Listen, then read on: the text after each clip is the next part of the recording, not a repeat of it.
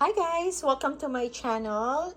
Tonight, magluluto po tayo ng jackfruit langka. Ayan, ito yung sangkap langka. Wala kami makitang fresh, so bumili na lang kami ng nasa cans. Ayan. Kasi nag-crave kami sa langka. Well, yung coworker ko, nagdala siya, nagluto siya ng langka. Namiss ko talaga. So, sabi ko, ang sarap noon. So, ayan, bumili ako. At syempre, ito yung baboy. Gigisa namin sa baboy. Magagata kami, gata ang gagawin namin. At ito yung mga sangkap niya, may sili na labuyo, maanghang siya, bawang lang, at sibuyas. Ayan, ito lang yung mga sangkap. At syempre, ito, gagata namin. So, meron syempre, coconut milk, gata, and ayan guys. Ayan, ilalagay na natin, igigisa na natin ang sibuyas at bawang. Pagsabay na natin ito guys.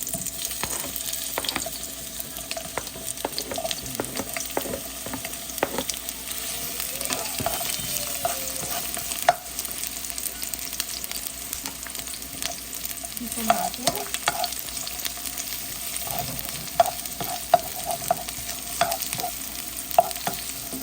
Ayan, halu-haluin natin. Haluin natin maigi.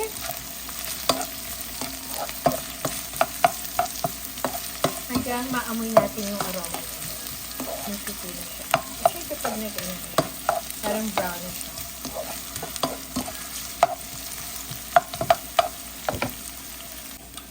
Eto na guys, umamoy na siya, ma-brown na siya. Ngayon, lagyan naman natin ang ating baboy, sigang natin. Sigang, ano pala, sautay natin yung baboy guys. Ayan.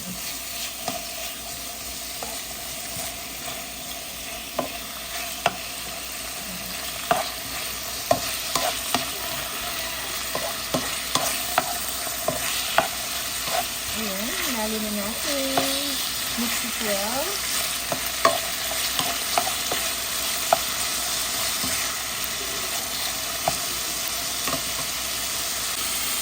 Lagyan na natin siya ng paminta at asin. Ito yung nilagay natin.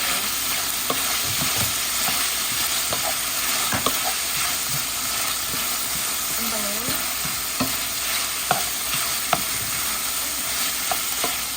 Sarap ito guys. Ginataang langka. Ayan.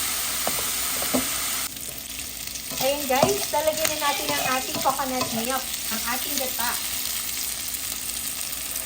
Ayan, sarap na yan guys. Wow! And then, we have to halo.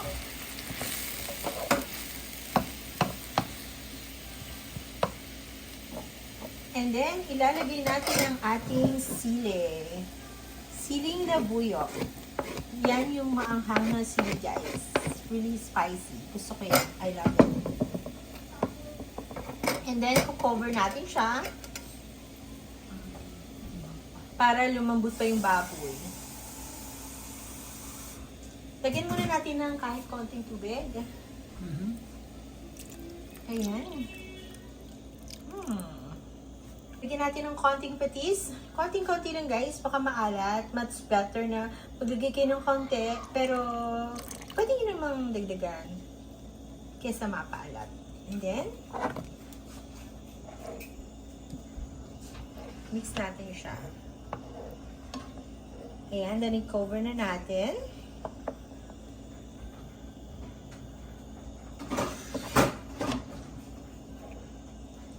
Cover natin.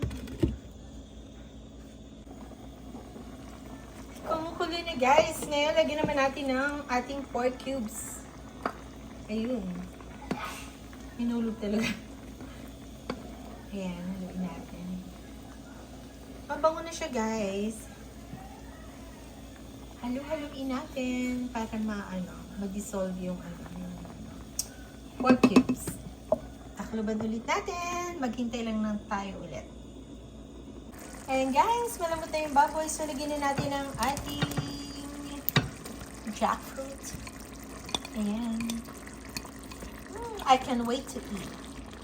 I can smell the gata. Smell really good. Pagutom.